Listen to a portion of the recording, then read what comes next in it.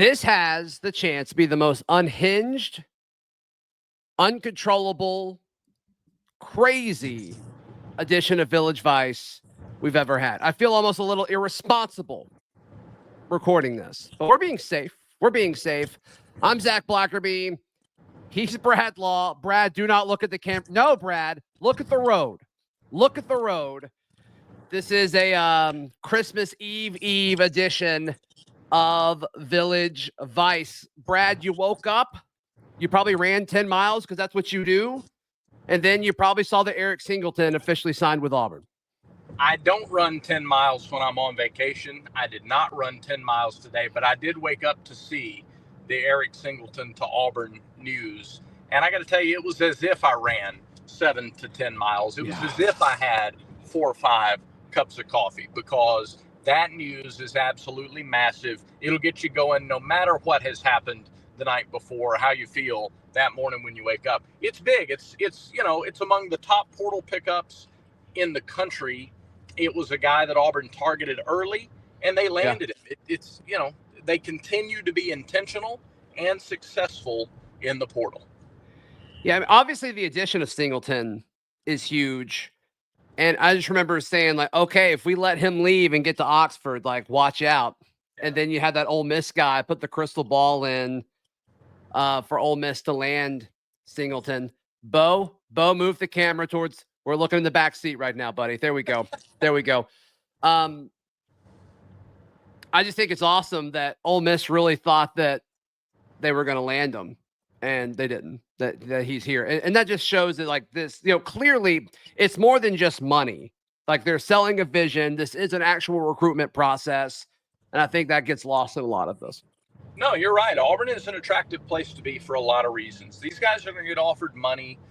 Even the offense at Ole Miss, I could understand the appeal for a receiver to go there, but for Auburn to have come off the couple of years that it has come off, to have the talent that it has, clearly there's a buy-in on the vision. Clearly there's a buy-in on team chemistry, and clearly when you have the choice of spending a year of your college life, hands on the wheel, Brad. Hands on the wheel, Brad. We're stopped right now, Zach. We're stopped. We're going. This is Atlanta. Has anybody ever driven in Atlanta?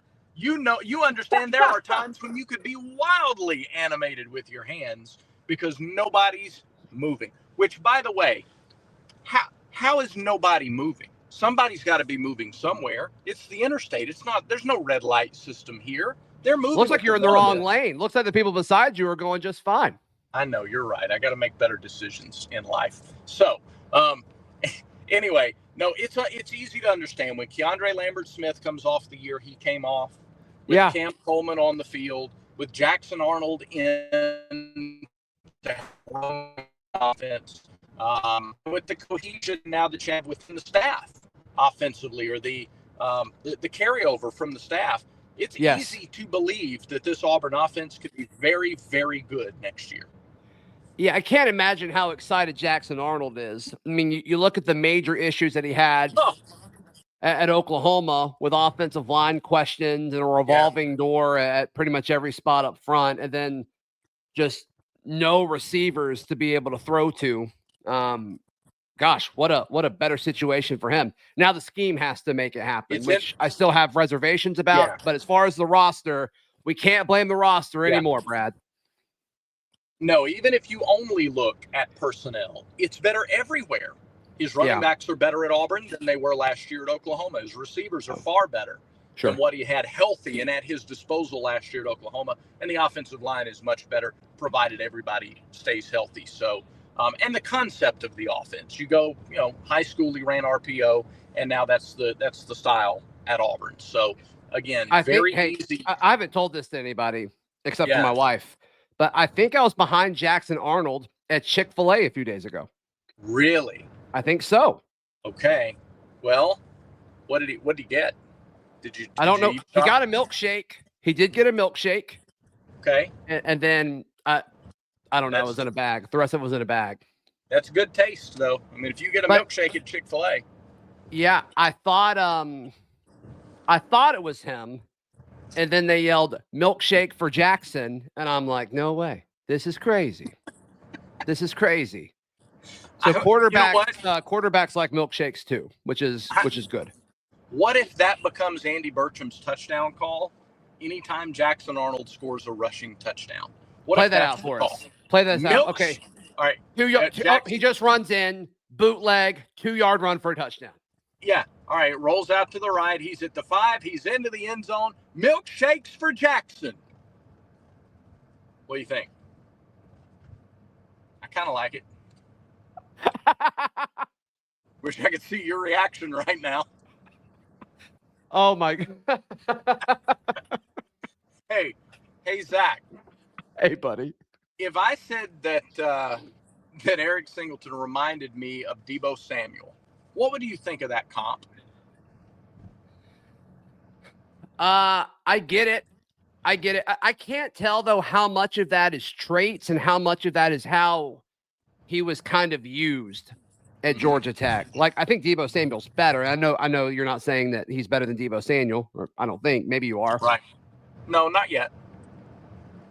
But the versatility is certainly there. I think this is super interesting, like for Malcolm, because like I think they're similar. I think this is like what Eyes on the Road is like what Malcolm could be, right? I think that would make a ton of sense as far as the versatility.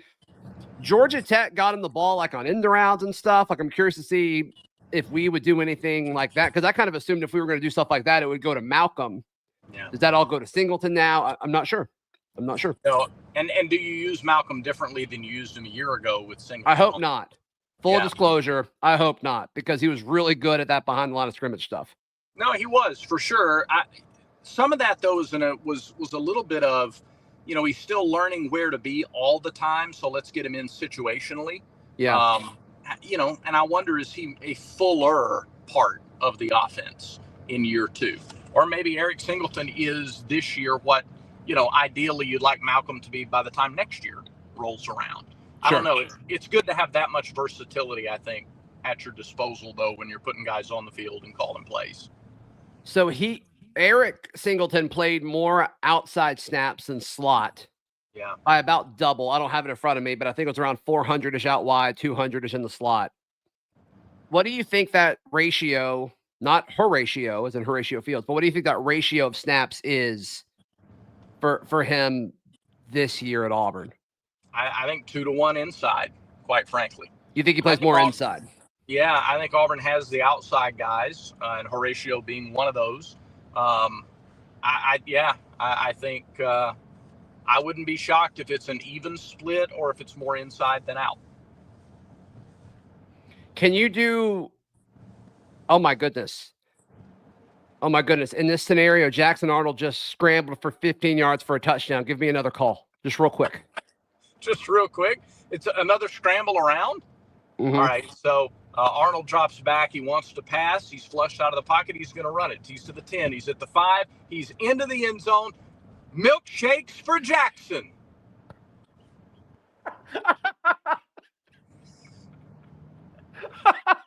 This is so bad. It's so ridiculous. Bad. It's going to be a thing, though. People are going to walk up to Andy and they're going to say milkshakes for Jackson, and he's going to have no idea what they're talking about. Yeah, nobody give him context, please. Please. Just start tweeting at Andy on Christmas break, milkshakes for Jackson. Milkshakes for Jackson. Like, coming to a staff meeting next week, like, why are people texting me this or tweeting this? I don't know, Andy. No clue. No clue. You're not allowed to give context, though. You must not give context. Milkshakes for Jackson. That's hilarious. Is this show going to get us fired? I really, that's the question in my brain right now, but we'll see. No, we'll see. Can I tell you one of the reasons why? One of the reasons why is because our friends at mybookie.ag love it, and they love you. When you go into the casino, you can get a 300% deposit bonus when you use the code TNR Casino at mybookie.ag. And if you use the promo code next round, you get a 50% bonus in the sports book. So whether you prefer the sports book or the casino, they've got a code for you at mybookie.ag. Go check it out and have fun with the playoff and other bowl games. And when college basketball conference season gets going here soon. Check them out. Yep, absolutely. And also, we give love to our folks at roback.com. Use promo code VICE20 for 20% off your order. Last week, I ordered a bunch of stuff from Roback for several of the folks that were on my Christmas list. I even added a hoodie the last second because I love their hoodies. I just wanted a different color. I now have 3 of their hoodies once that arrives. But wanted to introduce my father. He doesn't watch this show, so I can say this. But I wanted to introduce my father to the world of the quarter zip. Yes. And I think he's going to be blown away. I think he's going to be blown away by it. So I can't wait to give him a Roback quarter zip for Christmas. Take that for what it's worth. I wore a Roback quarter zip to Pigeon Forge Friday and stopped traffic 2 or 3 times. And I'm sure it's because people were looking at my Roback quarter zip and they were in awe of how good looking it was. RHOBACK.com. Use promo code VICE20 for 20% off your order. Thoughts on the AP poll? Yeah. Auburn's still number 2 behind Tennessee. I'll hang up and listen. Yeah, let me put this caveat out there. We all understand that where you are in the AP poll in December doesn't matter. Yeah, it's where you are at the end of the season that matters. But today's AP poll and the most recent, like 2 or 3, are a reminder that AP voting is like a rotary phone or a Blockbuster video. It's dying. The importance of it is going away and it's being replaced. We have all of these metrics. We have all of these completely objective analytics, and they all have Auburn at the top by a wide margin. There's a huge gap between number 1 and number 2 in all of these objective metrics. Then you go over to the AP poll where somebody who doesn't watch all of the games, looks at box scores at best sees all of the box scores. But because he or she already has Tennessee above Auburn or moved Tennessee above Auburn when Auburn lost at Duke by a couple of possessions, they decide, well, I don't know how it'll look if I move Auburn ahead of Tennessee if I've had Tennessee here. I'm going to do as little possible, and I'm just going to keep them there regardless of what I see with my own eyes or regardless of all of these other objective metrics that, by all logic, should have Auburn ahead of Tennessee. There's nobody watching college basketball that should have Tennessee ranked in an objective poll ahead of Auburn based on the schedule the 2 teams have played and the results of that schedule. So anybody doing so is doing so on a subjective level that can't really be backed with logic. I think the importance of the AP poll is dwindling. Pretty soon we won't use it in football once we get deeper into the playoff system. We'll do like the NFL where we just have teams and then we have objective ways to get people into the playoff and we won't worry about these rankings. And the same will be true for college basketball. They're going to expand the tournament against everybody's desires pretty soon. And as they do that, you're going to have regular season champions and conference tournament champions and automatic bids, and you won't need the AP rankings, and this won't matter. I think the AP voting is going the way of the Blockbuster video and the rotary phone. We are in the final stages of its importance, if we're not already there, especially in college basketball. Yeah, I mean, I don't really understand the argument of, like, why would you not have Auburn number 1? So I definitely agree with that. I will say, like, we look back fondly at our time of going on a Friday night to a Blockbuster video. We were more of a movie gallery family. I don't think we ever went to Blockbuster. We did movie gallery, but still, I look back at that time fondly, but I don't know if I miss it, you know? Right. Yeah. No, well, you don't need it now. And you didn't know you didn't need it until there was a better way. And now we have all of these objective metrics that we can use to rank teams. And, like, I know when we're preparing for games, we're talking way more about KenPom and net ratings than we are about the AP voting. And so it's still around. There are still few. Hey, we had, what did we have? West Video was the little mom and pop shop that we had in Piedmont, Alabama for a little while. You know, it's great that you still have a few of those, I guess, but you don't really need them now. The need for the AP voting system, the rankings, it's gone. It's gone. What a smooth lane change by you. Thank you. Thank you Very very much. subtle. Prompt Well, use of the blinker. we're finally out of the major standstill traffic, I think. So we see the light at the end of the tunnel. How about that? Good for you. Good for you.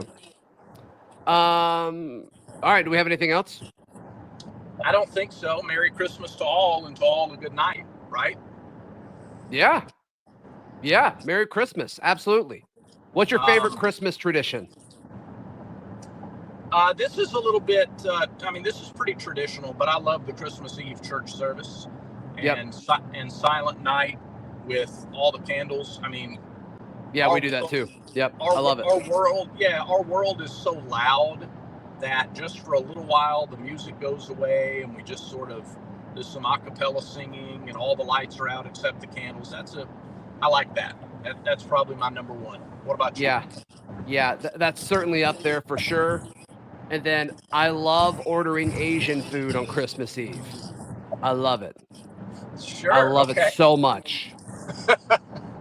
I like that. I don't know a lot of people who do that. That's a really fun, unique tradition that y'all have. I feel like it's become more and more normal over the last few years. Because when we first started it, we would be the only people there. And now it's like hard to get a table at these places. I see. So it's a sit down. It's not order and bring it home and do Christmas Eve stuff there. It's actually gotten like so busy. This is our first year where we're planning to do the takeout option. Yeah. Okay. Rah, rah, rah, rah, rah, rah, rah, rah, rah, as they say in a Christmas story. Okay. All right. I think about does it for what? What? You've seen A Christmas Story. We've talked about this, right? Yeah, I don't really like it that much. Yeah. Right. Okay. But you understand the reference anyway. Yes. Okay. Good. All right. Fair enough. I think my kid likes Elf a lot. Yeah. I mean, that's understandable. I think I'm going to show the kids Fred Claus tonight or tomorrow night for the first time. Get their thoughts on that. I don't know if I've seen Fred Claus. No? Oh, yeah. Vince Vaughn, Paul Giamatti, and Kevin Spacey. Not bad. All right. How about Red One? Have you seen Red One yet? No. That's new, isn't it? That just came out? Yeah, it's The Rock and, gosh, I can't think of the name that plays Santa. He's in the Farmers commercials, among a lot of other things. Pretty good. It's getting a bad rap, but it's actually pretty entertaining. Is that on Netflix? It's on Prime, and it's Prime. in theaters. Yeah. Got it. Yeah. We may put that on tonight then. There you go. Drive safe, my guy. I will. Thanks everybody for watching, especially today, and thanks to Bo for the camera work. And remember, until next time, everyone has vices. Make sure Village Vice is one of yours.